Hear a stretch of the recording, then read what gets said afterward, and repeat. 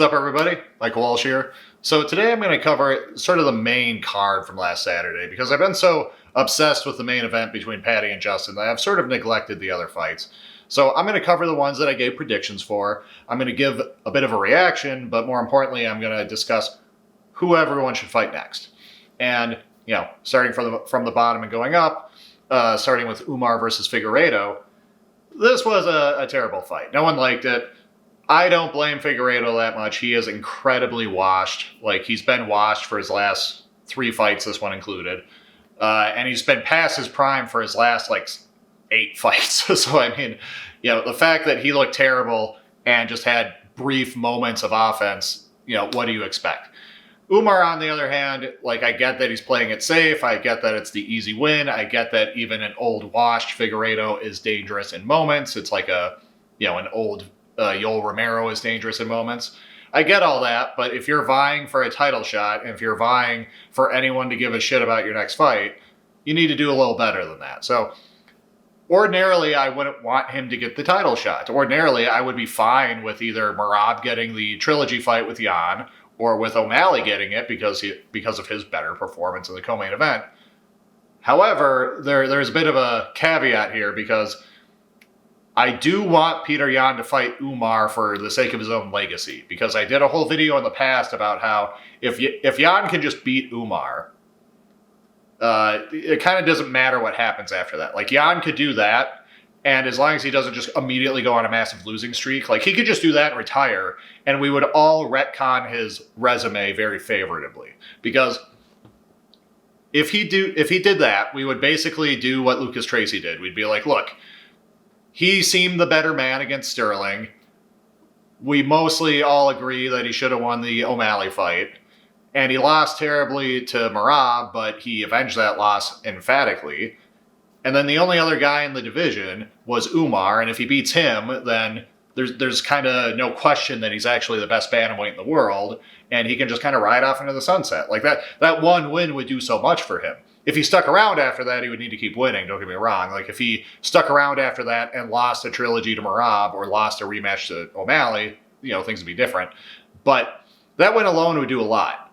Because what you don't want is for him to, lose to Umar and have this situation where it's but are you actually the best bantamweight? Did you just catch Merab when he was old? If Merab fights someone else and loses, there's going to be more of an argument that Merab is sort of past it. He's 34 years old. He fought 4 times last year, so maybe kind of like RDR, the fights were just catching up to him.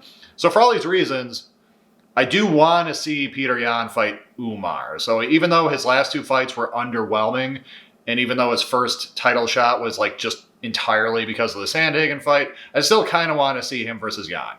Now, if we don't do that because we're just all too bored with Umar, then I say give him Corey Sandhagen. Sandhagen has looked good since that loss. Let's do the rematch. And as far as Figueiredo, he should just retire, and if he's not going to retire, just give him Legends fights. And of those, there's not even a lot to pick from because Henry Cejudo is his coach, so they're not going to fight. Dominic Cruz is too far removed to bring him back. In the past, maybe a fight between him and Aljamain Sterling would have been interesting, but A, that would have been back when Figueiredo wasn't so washed, and B, Sterling's up at featherweight anyway, so it's not available. Really, it's if they can get Jose Aldo to come back and fight him maybe, or even a Marlon Moraes, but there's just not a lot there for him. He's already fought Cody Garbrandt, TJ Dillashaw is permanently retired. His shoulder is too fucked. I'd be fine if Figueiredo just called it a day, frankly. Moving on, Arnold Allen versus Gene Silva. I thought Arnold Allen looked very good in his loss, and there were certain things that held up well. I mentioned his strength going into the fight, his physical strength. His dad was a British strongman, and there's videos of them lifting weights together. Arnold is very strong for his size. I think you saw that in the clinch. There were times when Gene Silva, who's a very big and physical guy for the division, was trying to muscle him around and was having a hard time with it. But in any case, competitive fight, I think it went the right way. Silva won. But I think we should kind of treat it as a win for Allen in terms of matchmaking. He's done a lot in the division. He had a big layoff. He's still young. He's kind of right in his prime right now. I'm not saying let him leapfrog Silva, but I'm saying give him someone who is gonna put him in line for a top contender fight. Like, give him, if you really want to build him, give him like an old name. So give him like Yair Rodriguez, give him Pitbull, someone like that. Give him Aaron Pico, But I think a good thing would be the loser of Volk versus Diego, especially if it's Diego. Because if Volk loses, he's probably retiring. But if Diego loses, I'd say do him versus Allen. And with Gene Silva, I don't want him to get an immediate title shot, kind of regardless of who wins. I want to see Volk fight Evloev. I'm annoyed this Lopez fight is happening. And if Lopez beats Volk, I also just don't need a rematch between him and Silva this quickly. So I say with Silva, make him fight Lerone Murphy. That'll help settle whether Silva's actually got a shot at being championship material or not. And it might be a way to get rid of Lerone Murphy. So, I think either way it'll give us valuable either outcomes or information. And I think it's appropriate matchup-wise in terms of the rankings. So just do that. With the women's fight with Rose Namajunas versus Natalia Silva, I don't care. But to give an answer, Rose should retire and just give Silva the fucking title shot and let her lose to Shevchenko. Yeah. Moving on.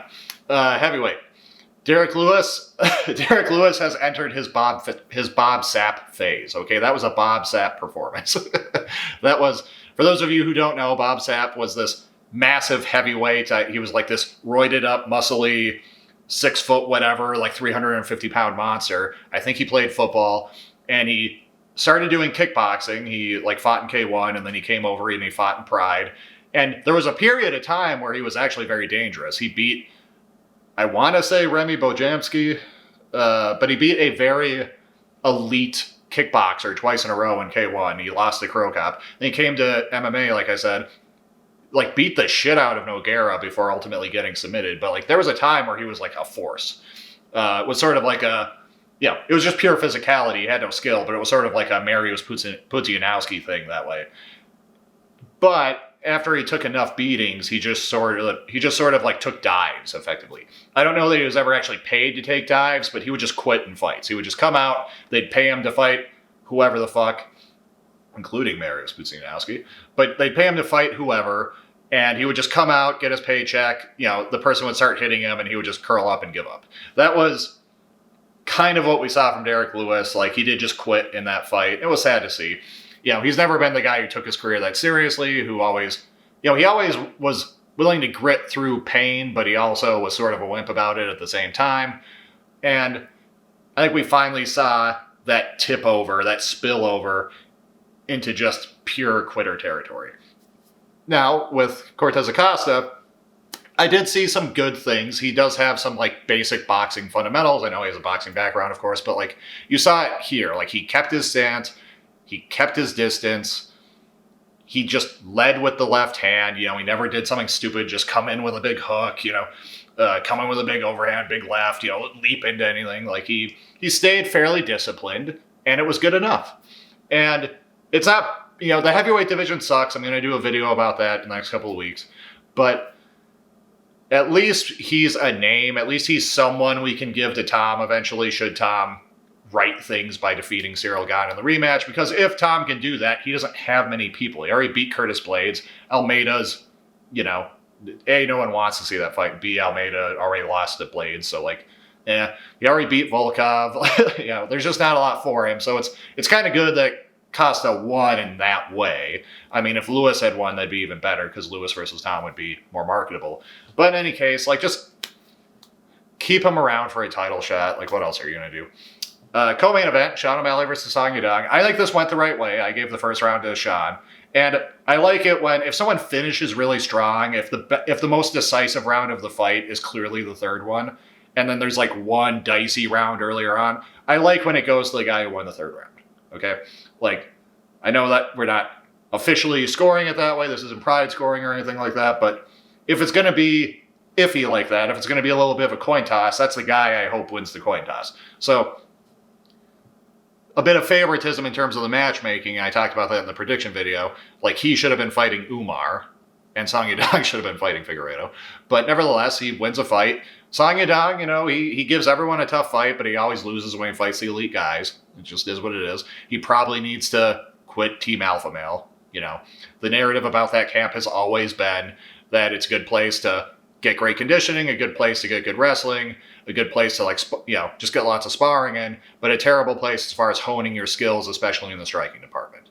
There was a brief window of time where Dwayne Ludwig was the coach there, and everyone got way better really quickly, and then he butted heads with Uriah Faber and left, and ever since then the team has just fallen back into line.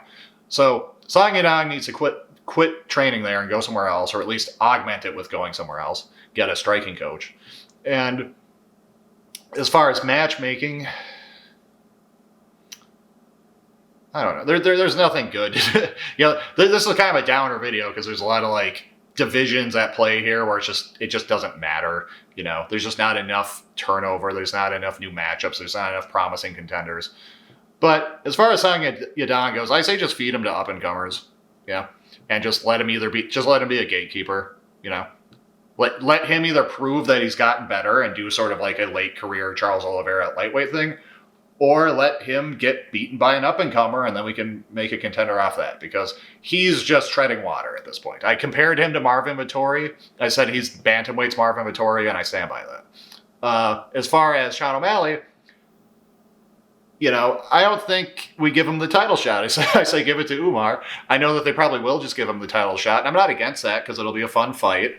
And he does have a win, technically, over Peter Yan, and I'm all for Yan getting the chance to avenge that loss and right that wrong. But A, I think we're all sick of the favoritism, and B, I want Umar to get it, like I said, for the reasons I listed.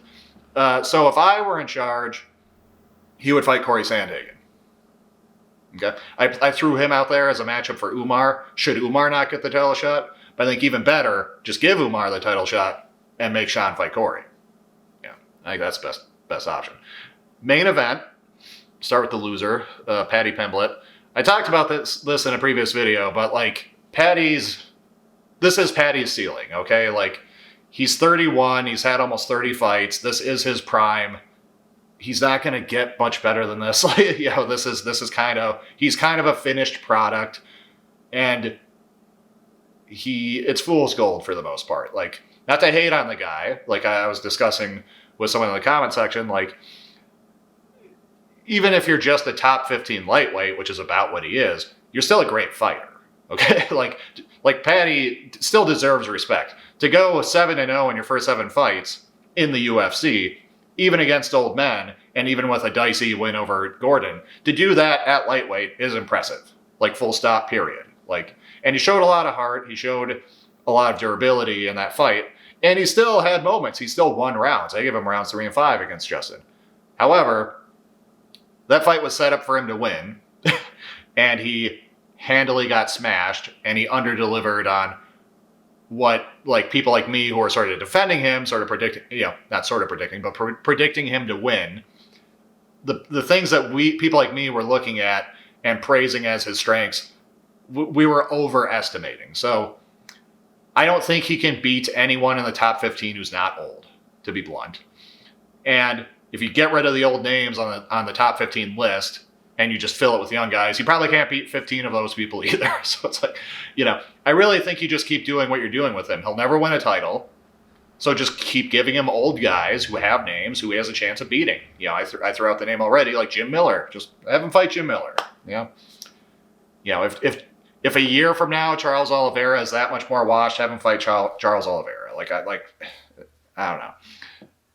And by that I mean, I know that Charles Oliveira is still in the running. He looked great against Gamrot. I know he's fighting Max, but a year from now he could fall off. He's getting old enough. He's taken enough damage. I'm saying the gulf between him and Paddy currently is huge, but a year is a long time for a guy as old as Oliveira and with the miles that he has. So that's an option down the road potentially. But if you make Paddy fight if you make Paddy fight Fiziev, he's just going to get the shit beat out of him. If you make him fight Benoit Saint Denis, he's just going to get the shit beat out of him.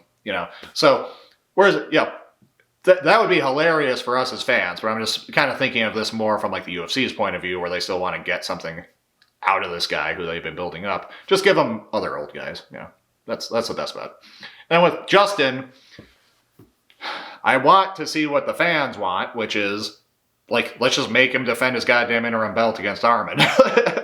Or, if Ilya really has to sit out for a while, just strip him, make make Patty fight Armin for the vacant undisputed belt, and then make the winner fight Ilya when Ilya comes back. I don't really care to see Ilya fight Justin. Sure, it'd be a fun scrap for as long as it lasts, which won't be long. And it would just sort of put a sour taste in my mouth because I've talked about this before, but Ilya's wins, his last 3 wins are great and all, but like they've gotten worse each time. Like you could argue Volk is the best win, and then Max is the second best win, and then Charles is the third best win. Going then on to fight Gaethje, that would be by far the 4th best win. It's like, what are we doing here? Like I want Ilya to chase actual greatness. And if he has any hopes of going up to 170, he needs to like really prove he's the fucking man at 155. And the only way to do that is to beat Armin Tsarukyan. I know the UFC has like an axe to grind with him, and I don't know how much of that is just them being like, is them like doing reverse psychology where they want us to like endear ourselves to him because they treat him so shittily. I don't know, whatever.